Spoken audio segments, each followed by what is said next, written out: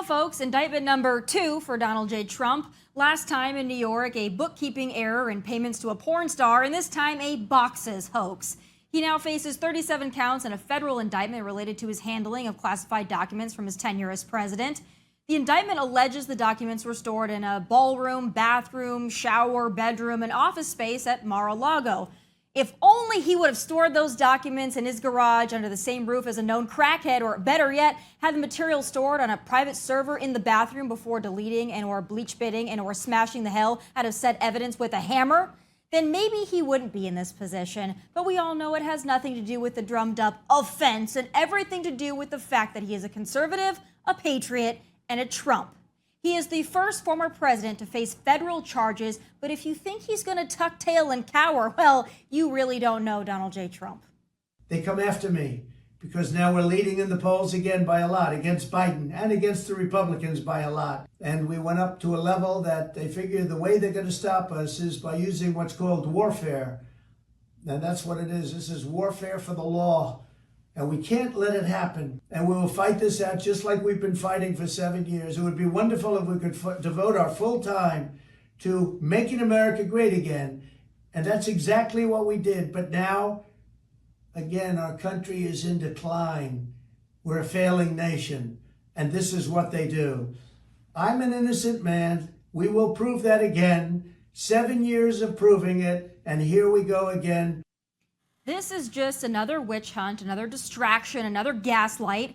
Trump, indicted the same week House oversight started to unravel the money and paper trail of the true criminal, Joe Biden. But he, like crooked Hillary before him, is brazen with his treason.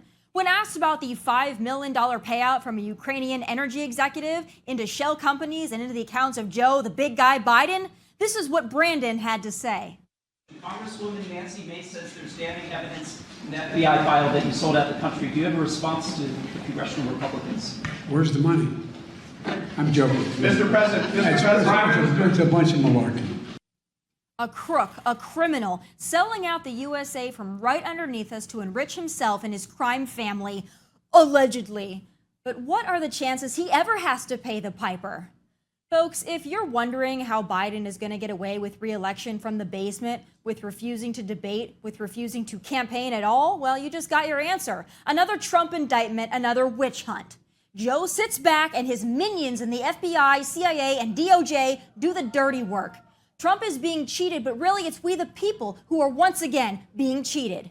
This is an abomination, and it's so damn frustrating because the average person feels powerless to really do anything about it. But wake up, Americans. This goes unchecked, and it will be the end of America as we know it. And one last thing I'd like to say to Joe and the rest of the Democrats. Why are you so afraid to take on Trump in a fair fight? Why must you cheat, lie, and deceive your way to victory? Cowards, all of you. Still ahead, are undocumented farm workers tipping the election scales in Michigan? Our friend and former Michigan gubernatorial candidate Tudor Dixon is on the case. She's going to fill us in next. So last segment, I told you what you already know. Democrats, liberals, Marxists, whatever you want to call them, are becoming more and more brazen with their shenanigans. And this underreported story is further proof of just that. A Michigan illegal immigrant advocacy group is bragging about how its constituency of, yes, non-citizens has helped flip the state house blue for Democrats. But here's the kicker. These illegals aren't actually voting, so what the Sam Hill is going on here? Here to fill in the blanks on this truly perplexing situation is host of the Tudor Dixon podcast, Tudor Dixon. It's great to have you, and thank you for bringing this story to our attention. Well, thanks for talking about it. Like you said, not many people are talking about it. And I think it's outrageous when you hear that you have an entire group of undocumented people that have been able to form this coalition, this C4, to influence our elections. So I want to go into what's happening here, because at first when I saw this story, I thought, okay, well, illegals are voting some way, some form, but these illegals that we know of aren't actually voting themselves. They're just forming advocacy groups to get out the vote so that American citizens, actual citizens, vote in favor of policies that would help advance rights and privileges for illegal immigrants. Is that correct?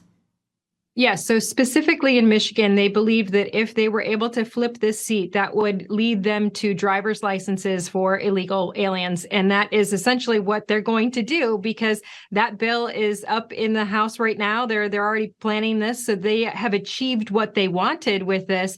But if you think about this, dig a little bit deeper. We in the state of Michigan, I think Republicans brought in under $30 million across the state to run. In this one tiny northern Michigan district, they had $9 million for this organization that they call We the People. How interesting that they call it We the People. And it's not We the People. It is people from other countries who have come in here, and they are trying to have the rights that the We the People actually have. So they came in, they brought all of these groups of people together. They formed a great business that can pay people to do this, to go door knock, to make sure they target messages to people, to get the text messages out, to get the mailers out, all of the things that Republicans should be doing. The Democrats brought in $9 million to pay undocumented citizens to go out and do this themselves against us. And what's concerning to me about the whole driver's licenses for illegal aliens is exactly the California model that's been in place for many, many years now. And that is that illegal immigrants are able to get driver's licenses. But then in California, at least, when you go to the DMV to get a driver's license, you are automatically put on the voter rolls. And in California, unless you opt out, not opt in, opt out, you remain on that voter roll, and then lo and behold, there goes the mail-in ballots, and then it's incumbent upon these illegal aliens not to vote or face perjury or other charges. But when you start looking at the sticky situation in California, at least, this leads to a lot of questions that I have about election integrity, and I'm concerned that other states like Michigan are going to go down that same path. Is that what you see coming? Yeah, it's the same in Michigan. Once you have your driver's license, you are registered to vote. You're automatically registered in the state of Michigan. So we talk a lot about people coming in and registering folks to vote. That's not what we need to do in the state of Michigan, because people are. But when you talk about this idea of giving driver's licenses to illegals, then yes, they do. They can get an absentee ballot. And how do you stop that? And you say, well, it's an incumbent upon them to say, I'm not going to vote. But these are people who have already broken the law to come in, and they've probably been convinced in some areas or another to break the law again. So once you've done that, it's easier to do it again. So why not vote? These groups are very influenced by the people, the Democrats that come in and say, let's push it a little farther. Let's do this. That's why we've said we've got to watch what's happening with absentee ballots, but get on top of it. Make sure that when the absentee ballots go out. Republicans can know this just like Democrats can. We have not been on top of, okay, these ballots went out. We should go door knock. We should target them with messaging. We should make sure we're getting those ballots back in. Find out where the ballots are. We have been losing at this game, and the Democrats are hiring people from outside of the country to make sure it's getting done. It's also concerning because a lot of these individuals, they don't speak English. They're not necessarily knowledgeable about our elections, whether they can vote or they can't vote. So I believe a large portion of these people are being exploited by Democrat and liberal operatives and maybe not given the full story, the full facts. I know that happens in California, and it's been very concerning. And now, of course, that model, because of COVID, has spread pretty much nationwide now, and I don't see chances of it ever being reversed. But I want to bring up another story out of an area in Michigan that we saw that was also very concerning regarding those absentee ballots being found, about 300 of them being found in a storage unit. Now, when you read the story, it says, okay, these people didn't get theirs, but a lot of them were damaged anyway. They would have gotten another one. But there's still a large portion of people who I believe were probably disenfranchised and didn't receive their absentee ballots, given the fact that they were found in a freaking storage unit. So tell me what the heck's going on here. Yeah, exactly. And this is why I say we need to be following these ballots when they go out. Why didn't these people get them? So there's about 300 ballots in there. As you said, about 80% of those were spoiled. And so that's an interesting thing, because in the state of Michigan, you can actually vote. And then if you decide to change your mind, you can, what it's called spoiling your ballot. So you can get a new ballot. So likely the 80% that were spoiled, those people probably did get a new ballot because they were requesting, I want to change my vote in some way. Now, the other 20%, they simply never made it to their home. Why not? who would they have been? Well, how would they have voted? Would that have affected local elections? I mean, obviously, this is not going to affect some of the statewide or the presidential, but we have a lot of people going, well, wait a minute, what happens in our local elections? And you and I both know that local elections are some of the most important elections because the local decisions make decisions for your kids. They make decisions for your housing, for what you pay. Those are important. So when people see all of a sudden 300 ballots end up in a storage unit somewhere, they go, wait a minute, what happened? Who let it happen? And what can we do to make sure it doesn't happen again? And where else in Michigan or in other states across the nation has this also happened? And we're going to at some point find more ballots in a storage unit somewhere. I think that that's the concern. Americans are concerned about the integrity of our elections. And that's not something that should be taboo to say. We have a right to ask questions. We have a right to be vigilant about this stuff. But I want to move on now to, of course, the big election coming up and everything right now. We're back to another Trump indictment and how this is going to affect the primaries, how this is going to affect a general election. Is the man going to be locked up? I mean, what length will they go to once again symbolically really cheat the American people out of a decision, given they're going after this man again? What do you see coming in 2024 as it relates to our primaries with Trump against other Republicans? And then if he were to be our nominee, the general election, how is all of this mess going to impact all of it? I mean, it's interesting because we certainly do see people that are saying, wait a minute, I've got to stand by him. If this is happening, if they're willing to do this, after we watched what happened with Hillary Clinton, and I've had Democrats argue, oh, this is the president is different. And I would argue the same. Yeah, the president actually can look at classified documents, and he had it in his house. Hillary Clinton had an open server where anybody could see national security secrets, and the Chinese, the Russians, anybody, but don't tell me it's the same set of rules because she is not in trouble whatsoever. Joe Biden, everybody down the line, they can do whatever they want. What does it do in the election is interesting because you've seen a lot of people say, you know what, I'm going to back Trump. And I think that's because they're also seeing Gavin Newsom go after Ron DeSantis suddenly and say, I want to take legal action against him for kidnapping. So those folks who were saying, well, we can go with a choice that we believe is a safer choice that won't be attacked, they're starting to realize this is now the MO of the Democrat Party. No matter who you are, if you are not a Democrat, they are going to try to look for some legal reason to get you in trouble, to throw you in jail, essentially.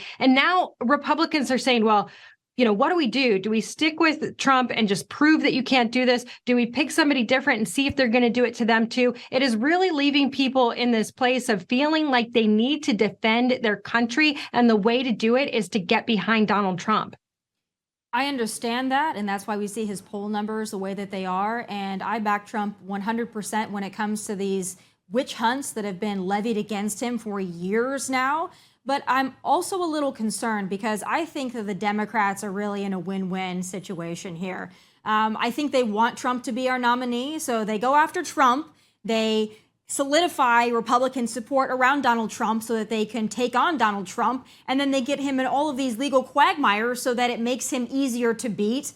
So that is my concern here, is that they are baiting Republicans into thinking about their emotions and their loyalty first, making Trump the nominee easily, and then defeating him with someone like a Joe Biden, who is not really having to campaign at all, has already said he's not going to debate. So I'm very concerned. I understand we want to have Trump's back and we want to fight for him, but I'm just wondering if we're falling into the trap by just blindly supporting Trump because we're so angry. Are we going to get ourselves into a position where we simply cannot win and we just walk away and feel good about ourselves because we stood up for somebody? I really don't know, but I'm curious your take.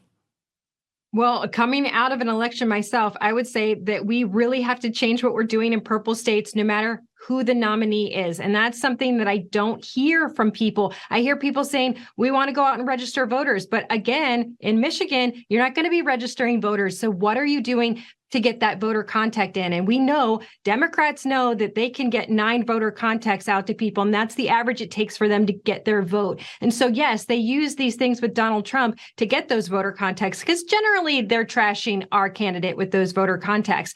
But we're not doing that. We are not texting. We're not putting ads out. We're not doing mailers. We're not door knocking. We are not getting that boots on the ground type effect. So when I hear people saying, oh, Gretchen Whitmer's in the basement or Joe Biden's in the basement, we haven't haven't seen Kamala Harris, and they're ripping on the Democrats for that. I keep telling people it's genius. They don't have to. They are getting only their message out to people. They never have a video that would be played. The Republicans aren't picking up all the stuff that they can use against them because they are in hiding and they are targeting voters. So my concern is, over and above any of this, can our nominee win in purple states if we don't get the money on the ground to do the work? They're paying their operatives. They're paying their people to go door to door.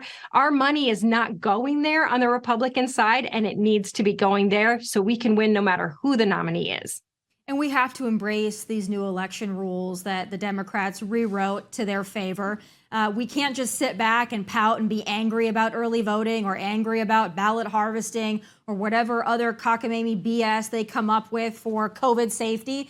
We can't simply sit out because we don't like the rules of the game, because then we automatically, by default, will lose the game. So I think that's going to be a big part of this. But I'm just very concerned that the Republican Party is looking at the nomination and the primary season completely differently than the general, and they're not looking at the long game. And I worry about that because we know that the Democrats, they think about these things years and years in advance. They're okay with having a solid, slow, steady ground game. And on this side, it really doesn't seem like we have that. It doesn't seem like we have premeditated strategy, and we need to have that. I'm really concerned that we're going to end up rallying together as Republicans, but just the Republican vote alone is not going to elect the next president. Well, it's true, because if you look at the Democrat side, they had a big field, but they whittled that down. And it wasn't Democrats that were voting, whittling that down. The establishment on the Democrat side said Joe Biden will be our nominee. And that's how they did that. They obviously then and they put their game out there to make sure people voted. And so what people on the Republican side are really not factoring in is the reason Trump was able to win in 2016 is that he has a group of voters that are not traditional Republicans. They're not traditional conservatives. They go both ways. They voted for Obama. They vote for Trump. And people keep underestimating the fact that he has this very large base. And so I do think that when you see the poll numbers, that base is reflected. The question is, what will happen in a general? I think we're all wondering that. I think that's why you're seeing some stars like Tim Scott, Senator Scott, come out and say things. And people are like, oh, wow, I really like that. He sounds presidential. He's not angry. But I think our candidates out there need to be focused on the positive. I can do this. I have done this. Ron DeSantis has had done great things. Tim Scott has foreign policy experience. All these guys, Vivek Ramaswamy has incredible business knowledge. All of these guys need to be less on the attack and more on telling us what they can do, because the American people want to come together. It's the number one thing I hear when I talk to people. We just want our group to come together. I think the person who's able to do that will pick up more votes than we think.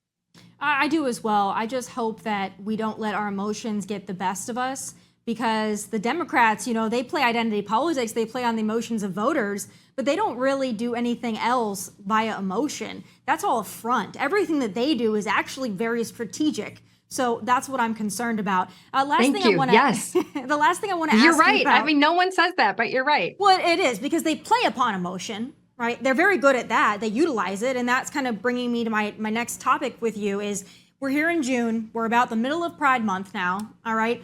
I think for the first time, Republicans, conservatives, Christians, whatever you want to call it, just people who want to be left alone, they finally are fed up.